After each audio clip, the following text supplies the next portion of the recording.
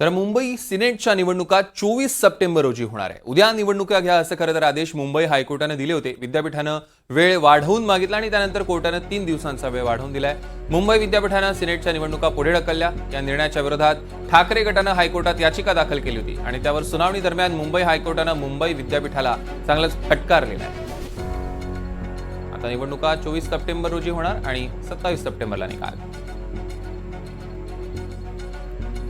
दरम्यान हा केवळ युवा सेनेचा विजय नसून 13,500 पदवीधरांचा विजय असल्याची प्रतिक्रिया युवा सेना नेते वरुण सरदेसाई यांनी दिली। मुंबई विद्यापीठाची सिनेट निवडणूक जी काल रात्री स्थगित केली गेली होती, त्याच्यात एका रात्रीत युवा सेनेने उच्च न्यायालयामध्ये याचिका दाखल केली व आम्ही उच्च न्यायालयाचे खूप खूप आभार मानू इच्छितो, कारण उच्च न्यायालयाने त्याची तातडीने सुनवाई करून आज विद्यापीठाच्या विरोधात आदेश देत उद्याच्या उद्या म्हणजे 22 सप्टेंबर रोजी निवडणूक घेण्याचे निर्देश दिलेले आहेत।